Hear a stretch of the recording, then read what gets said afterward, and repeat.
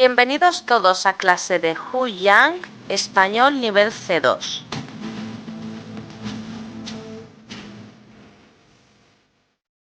Hola, ¿qué tal? ¿Cómo estamos? Pues bien, hoy vamos a hacer una unidad llamada Diga 33. Y esta unidad está dedicada al estudio del vocabulario médico. Como contenido formal vamos a estudiar algunas formas perifrásticas, como seguir más gerundio o dejar de más infinitivo, pero sobre todo lo que nos interesa es el contenido léxico, que es vocabulario médico, y lo haremos pues mediante la lectura de prospectos y diálogos médicos, que serán nuestros contenidos comunicativos. Lo haremos como siempre a partir de un texto, de ahí extraeremos unas palabras que yo explicaré, después tendremos un ejercicio de comprensión lectora, procederé a continuación a la explicación de gramática y vocabulario y por último os tengo dos ejercicios que haréis después del audio. Uno de ellos será también con un texto y de comprensión lectora, con un prospecto médico real. Y otro será con todas las expresiones estudiadas, pues un rellena huecos, ¿de acuerdo? Pues bueno, vamos a empezar a ello. Os leo un texto a la de 3 y así eso lo ponéis tantas veces como sea necesario, ¿de acuerdo? Pues empezamos. 1, 2 y 3. No le voy a recetar antibiótico a tu hijo. Muchos padres se enfadan cuando el médico no receta más que agua y paracetamol. El pediatra Jesús Martínez explica por qué y los riesgos de la medicina defensiva. ¿Y no les mandas antibióticos? Seguro que os suena esta pregunta e incluso la habréis utilizado o pensado alguna vez. Es irritante que tengas al crío malo con fiebrón, lleno de mocos hasta los ojos, que no ha dormido en toda la noche tosiendo. Pierdes el día en la consulta del médico, la revisa, eso sí, de arriba abajo, y va y te dice que es un virus, que se curará solo y que no se necesita más que paracetamol y agua. Lo dicho, indignante, ¿por qué no quiere mandarle antibiótico? ¿Qué se va a curar si no? No se puede hacer nada para pasar así otros 2 o 3 días. Que le mande algo, lo que sea, incluso homeopatía que no vale para nada, pero algo habrá que hacer. Hay que empezar diciendo que los agentes causantes de infecciones en nuestro medio son 2 básicamente, virus y bacterias. También hay hongos, pero en la infancia son bastante raros. Contra las bacterias disponemos desde los años 50 de unos medicamentos llamados antibióticos. Desde aquel primero que fue la penicilina, ese moho que aparece en el queso y otros alimentos, pues ese. Desde entonces ha evolucionado, aunque últimamente no se ha inventado ninguno nuevo. Con lo que hay, da para casi todas las bacterias conocidas. El objetivo sería usar el más sencillo y reservar los más potentes para casos más graves. Y es que si gastamos todas las balas de cañón contra la infantería, como en las pelis malas, cuando lleguemos a la muralla solo nos quedarán flechas para derribar sus muros. El 95% de los niños de hasta 3 años solo pillan virus. ¿Por qué el 75% recibe antibióticos? El otro tipo de agente infeccioso son los virus, cientos de variedades, desde el más simple catarro hasta el virus del SIDA o el ultramoderno Zika. Todos ellos comparten una característica: no tienen tratamiento, ninguno conocido, y todos son autolimitados en el tiempo, desapareciendo solos. Vienen 2 o 3 días e incluso horas, o bien cuando acaban con el paciente o se convierten en crónicos si conseguimos mantener al paciente con vida durante el ataque, como ocurre con el ébola. No hay ningún tratamiento que los liquide como ocurre con las bacterias, así que si estamos ante una infección vírica, ¿para qué vamos a malgastar tratamientos y esfuerzos en combatir algo que sabemos que no está haciendo nada? Incluso podemos estar deteriorando al paciente y produciendo efectos indeseables. Sabemos por epidemiología y por la consulta diaria que los niños menores de 3 años, en un 95% o más, lo único que pillan son virus. Catarros de nariz, conjuntivitis, bronquitis y bronquiolitis, otitis e incluso neumonías son víricas en un gran porcentaje, así como las temidas enfermedades vacunables. ¿Por qué reciben hasta un 75% tratamientos antibióticos? La única forma que tenemos de combatirlos es mediante la vacunación infantil, evitándose. El 80% de los dolores de oídos se solucionan con un calmante. El resto, el 80%, se resolverán solos por ser otitis virales y tan solo ese pequeño porcentaje restante es el que necesitará de la toma de antibióticos. Algo similar ocurre con las neumonías y siendo así, ¿por qué se tratan el 90% con antibióticos? ¿Y por qué sabe el médico de cabecera o pediatra que es virus si no le hace análisis, ni radiografías, ni nada? Porque ha estudiado, y si lo saben, ¿por qué se recetan tanto? Esa es la pregunta. Creo que el problema del abuso de antibióticos está en nuestra profesión. No debemos responsabilizar a la madre que entre en consulta con la exigencia de un tratamiento para su hijo. Ella demanda lo que conoce y lo que le damos a entender los profesionales. Debo reconocer que está descendiendo el exagerado uso de antibióticos en todos los estamentos pediátricos, ya sea en atención primaria o en urgencias, da igual públicas que privadas. Poco a poco hay más sensibilización con el asunto y desconozco las cifras, pero se está avanzando. Lento, eso sí. Todavía son muchos los lugares de donde sales con un antibiótico, aunque te hayas torcido un tobillo, por si acaso. Por si acaso, ese es el problema. Ahí radica el origen del asunto. No es tanto el desconocimiento que se soluciona con actuación, sino el miedo, la medicina defensiva, el cortoplacismo y el tratamiento complaciente para no discutir o para quedar bien. Explicar a unos padres que ese montón de mocos y esas noches sin dormir por la tos se pasarán sin necesidad de tratamiento, solo con los cuidados y mimos propios de la edad. Cuesta 10 minutos. Tirar de receta 20 segundos. Mandar antibióticos en urgencias por un dolor de oídos es apuntarse un tanto de qué resolutivos somos y qué rápido se los ha quitado, aunque se lo hubiera pasado igualmente sin tomarlo.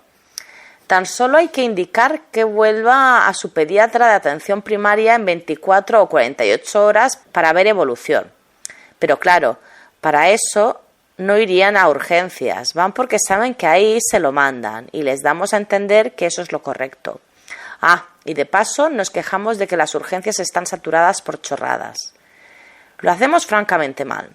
El miedo a la evolución del proceso nos empuja a actuar indebidamente y a mandar medicamentos por si acaso, no sea que me pille los dedos. No es ciencia, es miedo, y eso no es bueno.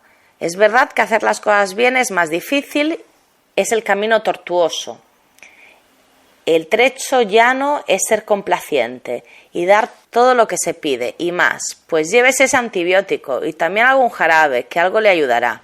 Y esa homeopatía que más no le hará. Antiético. Aunque ninguno de estos potingues tenga ninguna utilidad para el pobre bebé, son tratamientos para apaciguar a los demandantes padres. Y si eso es cierto, ¿por qué Sanidad no hace nada? ¿Por qué las comunidades autónomas de las que depende la sanidad pública no hacen nada? ¿Por qué la sanidad privada no cuida los estándares de calidad y prefiere ser complaciente? La OMS ha creado el Día Mundial del Abuso de Antibióticos, que luego los gobiernos no promocionan ninguna campaña de concienciación ni ninguna directriz a los trabajadores públicos, y no digamos nada privados. El antibiótico es una gran arma de destrucción masiva de bacterias, no lo malgastes. Curan cuando están indicados, tienen efectos secundarios y deben ser utilizados con prudencia. Pues bien, ya está, ya hemos acabado el texto. Espero que lo hayáis entendido todo bien. Ya os digo, podéis escucharlo las veces que veáis. Y os voy a dejar ahora como unos 10 o 15 minutos para que lo volváis a leer y hagáis el ejercicio de comprensión lectora, el ejercicio de verdadero o falso. ¿De acuerdo? Pues nada, nos vemos en un ratito. Hasta ahora. Chao.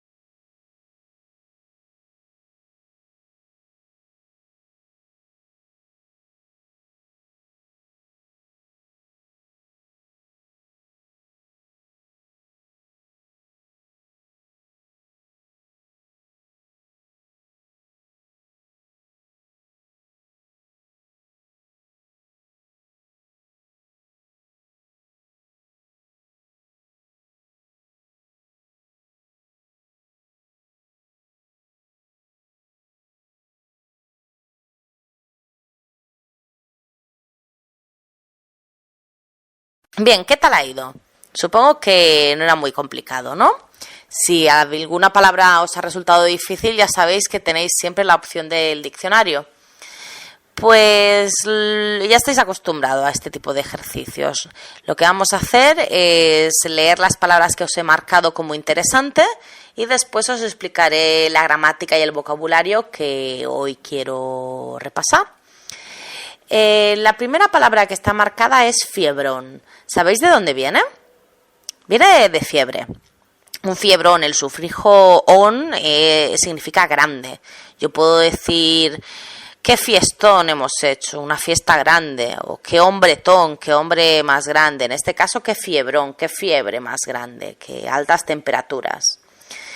Pues bueno, el crío, el niño, está malo con fiebrón y está lleno de mocos. Mocos es ese líquido que sale de la nariz y que te congestiona la nariz. Cuando no puedes hablar es que tienes mocos, cuando no puedes ni respirar. Y otro síntoma de la enfermedad es toser. Toda la noche tosiendo. Toser es hacer esto. Esto es toser. Y por eso pierdes todo el día en la consulta del médico, la consulta médica. No es un hospital, la consulta médica. El consultorio es el lugar donde está el médico de cabecera, por ejemplo, ¿no? Y cuando quieres una cita, lo que haces es concertar una cita o una consulta del médico. Y el médico le revisa. Revisar es examinar. Le examina y tú exiges que le mande algo, que también mandar está marcado, que le mande algo, lo que sea. El médico lo que hace es diagnosticar y después le hace una receta, recetar. Pero coloquialmente puedes decir le manda, dame algo para mi niño. Y el médico le manda, por ejemplo, antibióticos o le diagnostica una enfermedad y le receta antibióticos. Mandar es eso, lo mismo, recetar. Cuando pillas una enfermedad, en este caso está marcado como el 95% de los niños de hasta 3 años solo pillan virus. Cuando pillas un virus es que has cogido un virus. Uy, he pillado la gripe. Es como decir, he cogido la gripe. Se pillan o se cogen las enfermedades. Vas a pillar un resfriado si no te pones más ropa. Vas a coger un resfriado, es lo mismo.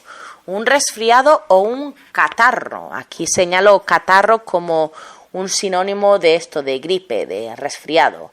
Pues un conjunto de dolor de cabeza, malestar general, tos, fiebre. Eso es un catarro.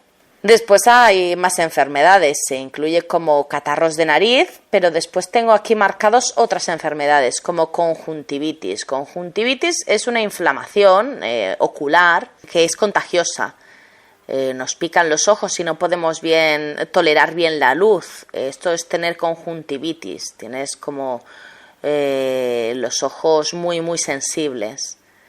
Después tenemos las bronquitis, que es una inflamación de los bronquios.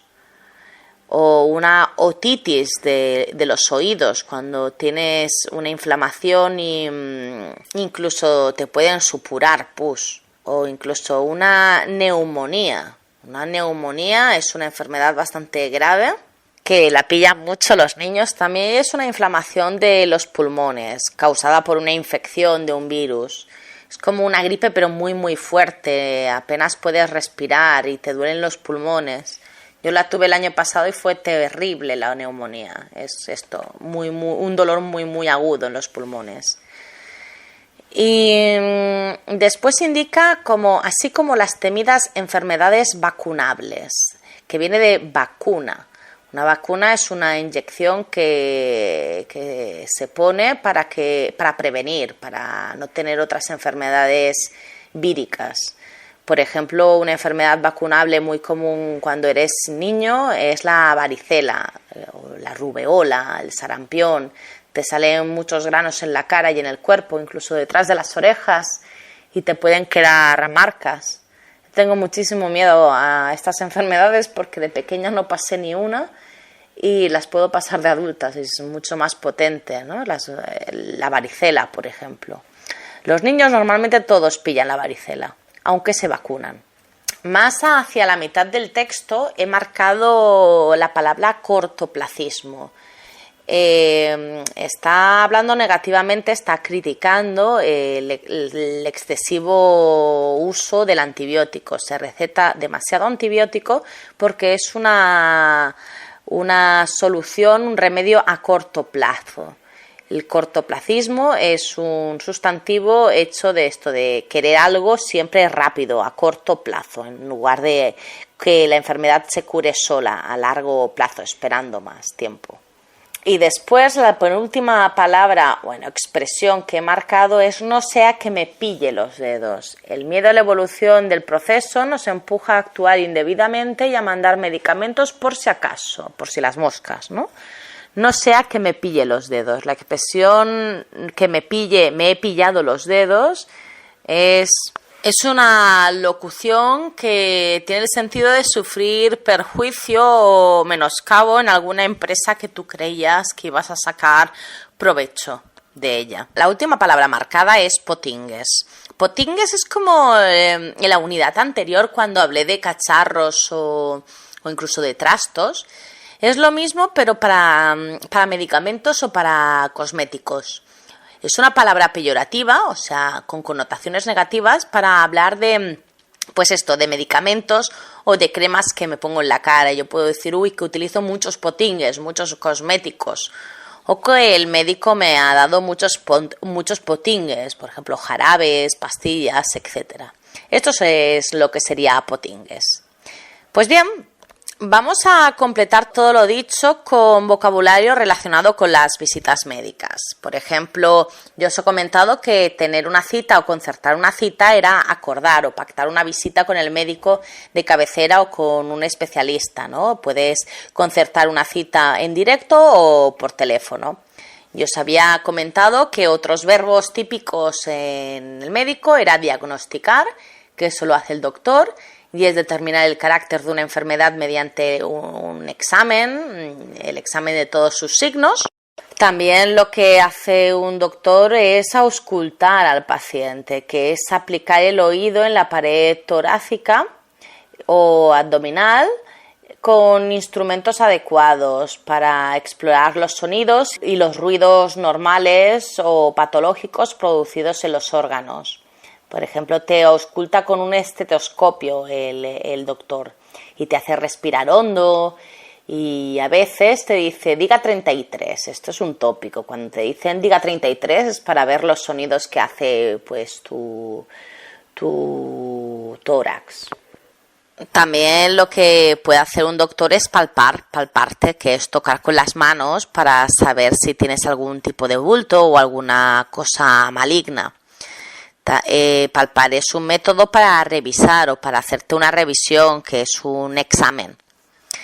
Cuando te detecta que tienes algún problema o que puedes tener algún problema, algún virus, te tiene que vacunar, que es inocular una vacuna, que suelen ser te ponen unos virus ya casi muertos en el organismo para que tu cuerpo cree defensas. Y bueno, ya os había comentado que dos perífrasis típicas en el médico es dejar de más infinitivo cuando te indica el médico que estás haciendo algo que va a ser nocivo para tu salud y que tienes que parar de hacerlo, ¿no?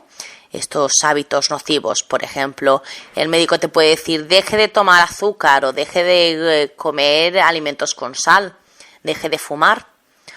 O seguir más gerundio cuando estás indicando que tienes que continuar con una acción que te ha recetado el doctor y que causa hábitos beneficiosos. Por ejemplo, debes seguir tomando este jarabe hasta que no te mejoría, por ejemplo. Más vocabulario relacionado con los estados anímicos o físicos. Yo cuando veo a una persona que creo que está enferma, puedo decir tienes mala cara, o sea que tienes mal aspecto físico, estás demacrado, desmejorado, tienes pinta de estar enfermizo.